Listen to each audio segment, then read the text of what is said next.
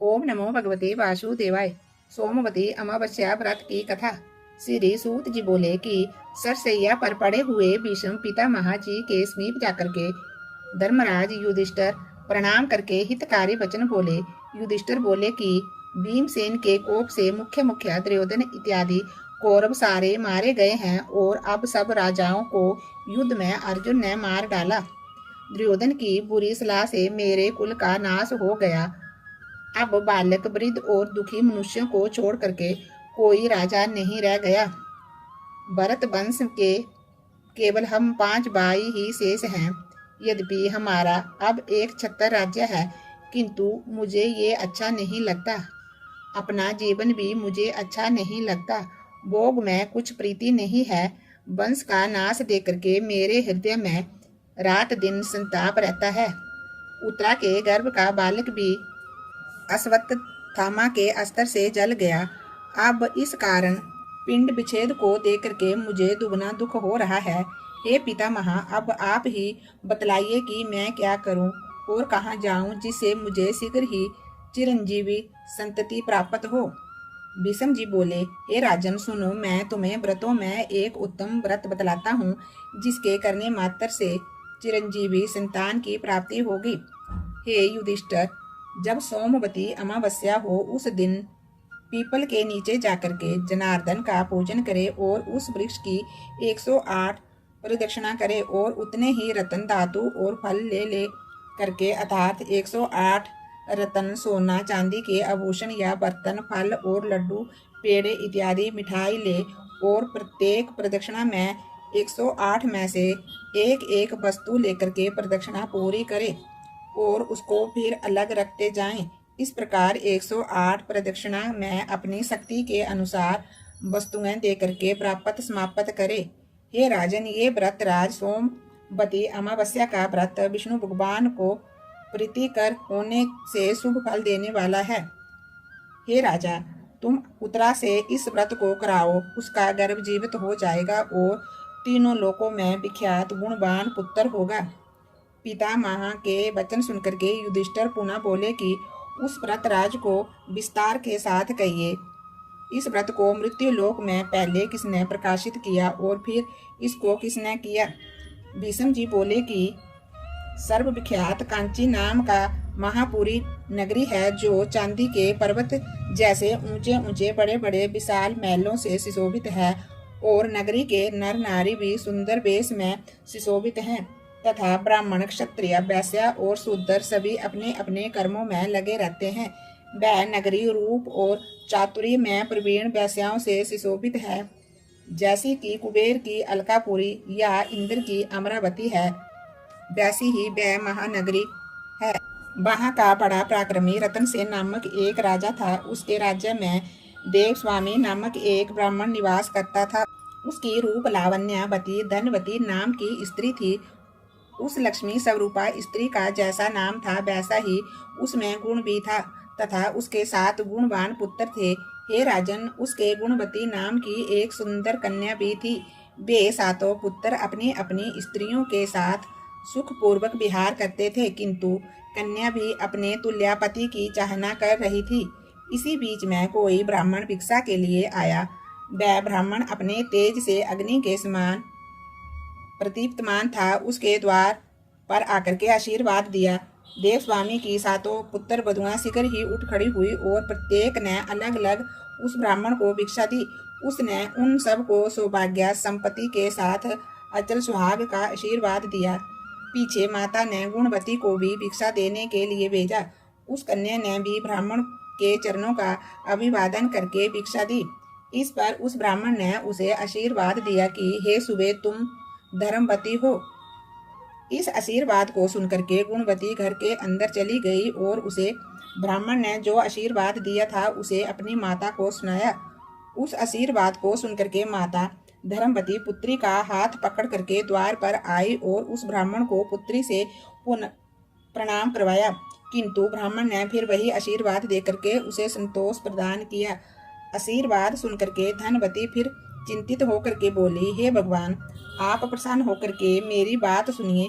आपने मेरी पुत्र वधुओं को प्रणाम करने पर उन्हें अच्छे अच्छे आशीर्वाद दिए। वे आशीर्वाद अचल सुहाग पुत्र सुख और सौभाग्य को देने वाले थे, किंतु इस पुत्री के प्रणाम करने पर आपने उसे विपरीत आशीर्वाद दिया। हे भद्रे, तू धर्मवती हो, और यही बार बार आशीर्वाद दिया।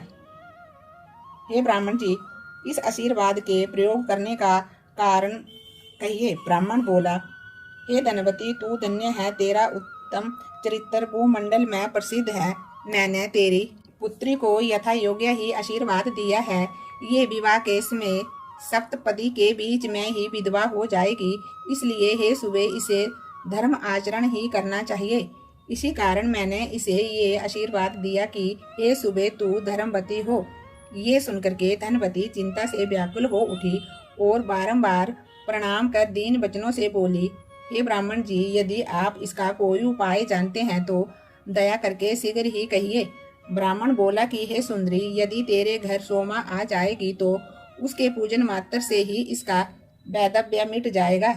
धनवती बोली, आपकी बताई हुई सोमा कौन है, उसकी क्या जाति है और कहाँ रहती है, जिसके आगमन मात्र से ही वैधव्य का नाश हो जाएगा। हे महाभागे, आप उसे कहिए, मैं समय बढ़ाना नहीं चाहती। ब्राह्मण बोला कि वह सोमा जाति की दोबन है, उसका निवास स्थान सिंगल द्वीप में है। यदि वह तेरे घर में आ जाए तो वैधव्य का नाश हो जाएगा। ऐसा कहकर के वह ब्राह्मण दूसरे स्थान पर भिक्षा लेने के लिए चला गया। तब धनवती भी अपने पुत्रों से बोली कि हे पुत्रों, तुम्हारी इस सुंदर गुणवती बहन के भाग्य में वैधव्य है, किंतु सोमा के आगमन मात्र से ही इसका वैधव्य मिट जाएगा। जिस पुत्र में पिता की बांति और माता के वचनों का गौरव हो, वह अपनी बहन को साथ ले जाकर के और सोमा को शीघ्र ही ले आए। सबसे बड़ा पुत्र बोला, हे माता, हम लोगों को विदित है कि तुम्हारा मन पुत्री के स्नेह में बहुत व्याकुल हो गया है। इसी कारण पुत्रों को दूसरे दुर्गम देश में भेज रही हो, जिसके बीच में 400 कोस के विस्तार का दुस्तर समुद्र है। हम में वहां जाने की शक्ति नहीं है, हम वहां जाकर के दुख नहीं सह सकते। देव स्वामी बोले, यद्यपि मेरे साथ पुत्र हैं तो भी मैं पुत्रहीन ही हूँ। मैं स्वयं सिंगल द्वीप जाऊंगा और पुत्री के वैधव को नाश करने वाली उस सोमा को लाऊंगा। इस प्रकार देव स्वामी क्रोधित होकर के कह ही रहे थे कि उसी समय छोटे पुत्र शिव स्वामी ने प्रतिज्ञा पूर्वक कहा कि हे तात, आप क्रोध के वशीभूत ऐसा ना कहो। मेरे सिवा कौन सिंगल द्वीप जाने में समर्थ हो सकता है। मैं बहन को लेकर के सिंगल द्वीप जाऊंगा। ऐसा कहकर के वह अचानक उठ खड़ा हुआ और प्रणाम करके बहन को साथ ले आनंद पूर्वक सिंगल द्वीप को चल दिया।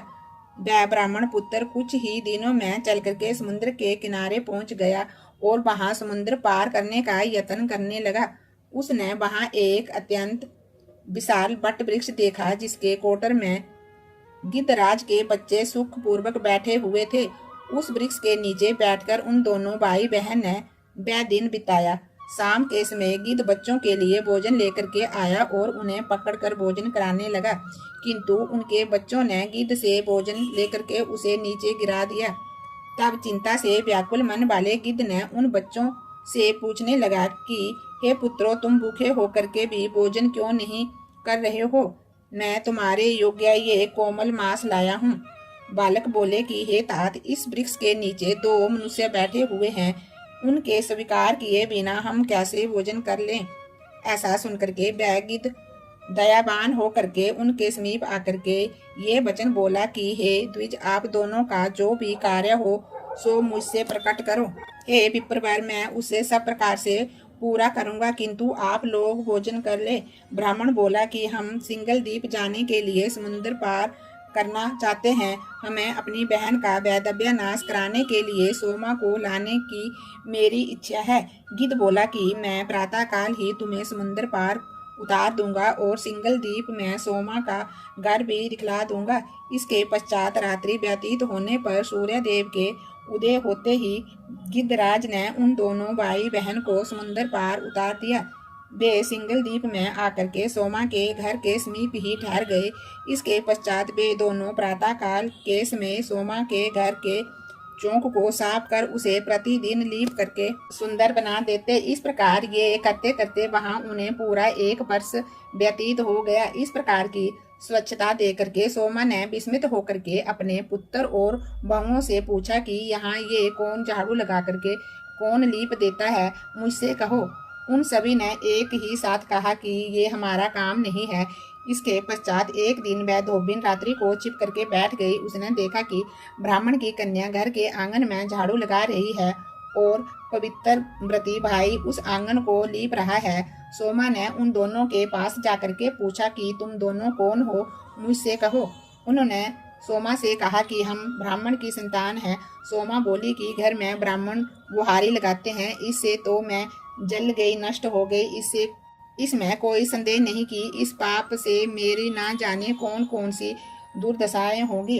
हे द्विज, हम तो हर प्रकार ही से पाप जाति धोबिन विख्यात हैं, फिर तुम ब्राह्मण होकर के ये विपरीत कर्म करने की इच्छा क्यों करते हो।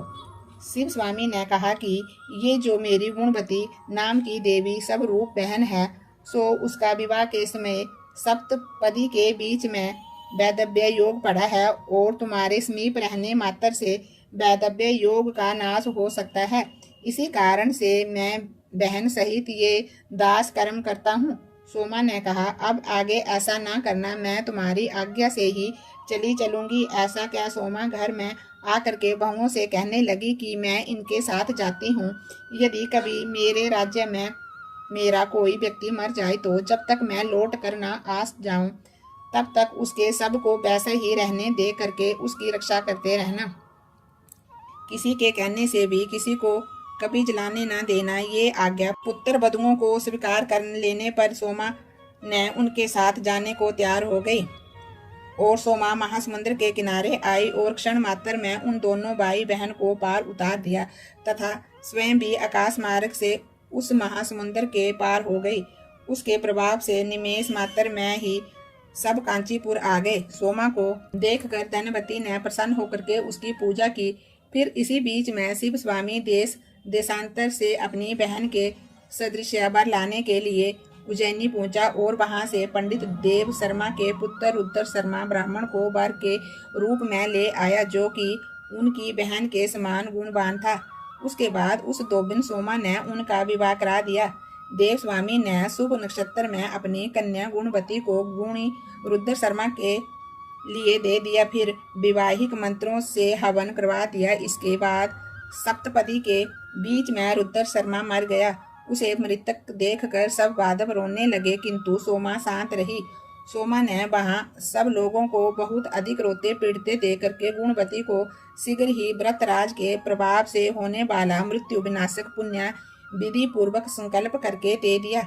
रुद्र शर्मा उस व्रतराज के प्रभाव से जीवित हो गया और सोए हुए की भांति अचानक उठ करके बैठ गया। इस प्रकार से विवाह कार्य से निवृत्त हो और व्रतराज को बतला करके सोमा धनवती से आज्ञा ले अपने घर को चली। इस प्रकार वह पूर्ण कामा सोमा धोबिन मृत ब्राह्मण को जीवित करके प्रसन्नता से भरी हुई अपने घर को चली गई। इसी बीच उस सोमा के घर में पहले उसके लड़के मरे, फिर उसका स्वामी मरा और फिर उसका जमाता भी मर गया। मार्ग में आते हुए उस समय मृतकों के जलाने वाली सोमवार युक्त अमावस्या तिथि भी आ पड़ी।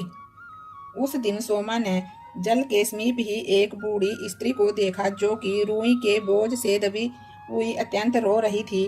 वृद्धा बोली कि हे पुत्री, मेरे सिर पर जो रुई का बोझ है इसे तू उतार दे, मैं इसके भार से अत्यंत दुखित होकर के रो रही हूँ। सोमा बोली, हे माता, आज सोमवार युक्त अमावस्या तिथि है, आज मैं रुई इत्यादि को स्पर्श नहीं करूंगी, ये मैंने नियम कर लिया है। फिर उसने मूल के भार से युक्त एक स्त्री को देखा। उसने भी कहा कि हे पुत्री, इस मूल का बड़ा भारी बोझ है, इसे उतार दे, फिर मैं तेरे साथ चलूंगी। सोमा बोली कि आज मैं तूल और मूल को कभी भी नहीं छू सकती। इसके पश्चात नदी के किनारे स्थित एक सुंदर पीपल के वृक्ष के समीप आकर के उस महाभागा ने स्नान किया और विष्णु भगवान की पूजा करके शक्कर लेकर के 108 प्रदक्षिणाएं की।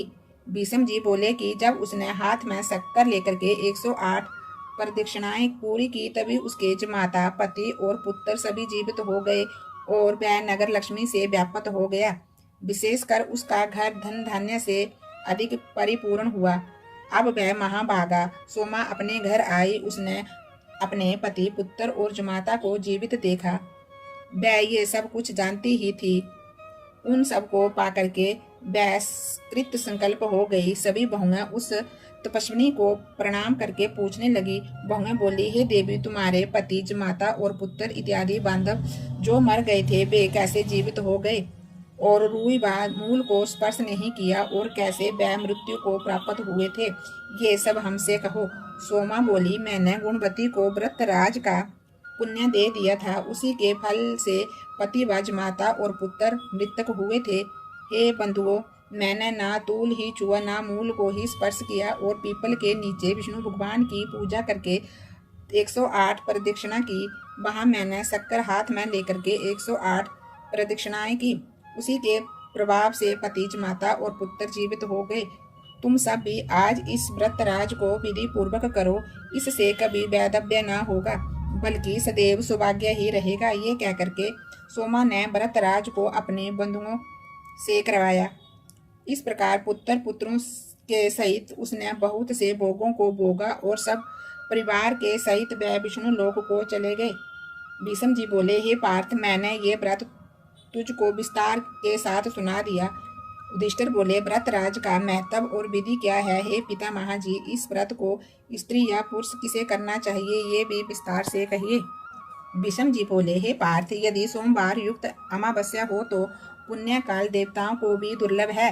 व्रत करने वाला प्रातः काल उठ करके मौन धारण कर जलाशय में स्नान करे। स्नान करके व्रत करने वाला रेशमी वस्त्र धारण करे। फिर पीपल वृक्ष के समीप जाकर के उसके मूल मंत्रों द्वारा भगवान विष्णु की पूजा करे। ये विष्णु भगवान की पूजा का मंत्र है। हे व्यक्त और अव्यक्त सब रूप वाले, सृष्टि, स्थिति और संहार करता, आदि, मध्यम और अंत से रहित विष्णु भगवान जी, आपको नमस्कार है, बारंबार नमस्कार है। इस प्रकार से पीले वस्त्र, अक्षत, फल, अनेक प्रकार के पुष्प और बक्ष्या भोज्या से गोविंद का विधि पूर्वक पूजन करे। हे पांडव, फिर आगे कहे हुए इस मंत्र से पीपल का पूजन करे। ये अश्वत्थ की पूजा का मंत्र है। इस मंत्र का अर्थ है कि हे अग्नि के वास स्थान और गोविंद के सदैव आधारभूत पीपल देवता, मेरे संपूर्ण पापों को हरो। हे वृक्षराज, तुम्हें नमस्कार है। ये प्रदक्षिणा करने का मंत्र है। हे पीपल देवता, तुम मूल में ब्रह्मा रूप हो, मध्य में विष्णु रूप हो और अग्रभाग में शिव रूप हो। तुम्हें बारंबार नमस्कार है। इस प्रकार पूजन विधिवत समाप्त करने के बाद प्रदक्षिणा करें। प्रदक्षिणा 108 करें। इस प्रकार पूजन विधिवत समाप्त करने के पश्चात प्रदक्षिणा करें। मोती, सोना, चांदी, हीरा और मणियों को लेकर के और कांसे के पात्र तथा तांबे के पात्रों में बक्ष्या, खाने योग्य पदार्थ भर करके अलग अलग एक एक पात्र उठा करके पीपल की प्रदक्षिणा करें। जब तक 108 प्रदक्षिणाएं ना हो जाए तब तक प्रदक्षिणाएं करते रहे और फिर वह द्रव्य गुरु अथवा ब्राह्मण को दे दे। इसके पश्चात सोमा की संतुष्टि के लिए सुहागिनी स्त्रियों का पूजन करके ब्राह्मणों को अन्न दान दे। फिर स्वयं मौन होकर के भोजन करे। हे राजन, ये मैंने व्रतराज की विधि तुमसे कही। द्रौपदी, सुभद्रा और उत्तरा से भी इस व्रत को कराओ। उत्तरा के गर्भ का बालक अल्प समय में ही जीवित हो जाएगा। युधिष्ठिर जी बोले, जो स्त्री थोड़ी संपत्ति वाली हो वह बिना स्वर्ण के क्या करे? वह इस व्रतराज का पूर्ण फल कैसे प्राप्त कर सकती है, सो कहिए। भीष्म जी बोले, हे पांडव, फल, फूल, भक्ष्य पदार्थ, लड्डू, पेड़ा इत्यादि और वस्त्र आदि के द्वारा प्रदक्षिणा करने से भी पूर्ण फल प्राप्त होगा। हे राजा, विष्णु भगवान के इस व्रत के प्रभाव को तुमने ध्यान पूर्वक सुना है। पति, पुत्र, धन और बहुत परिवार की इच्छा करने वाली स्त्री को इसे शीघ्र ही करना चाहिए। ये कोई आश्चर्यचकित बात नहीं है। बोलिए विष्णु भगवान की जय। ओम नमो भगवते वासुदेवाय। ओम नमो भगवते वासुदेवाय।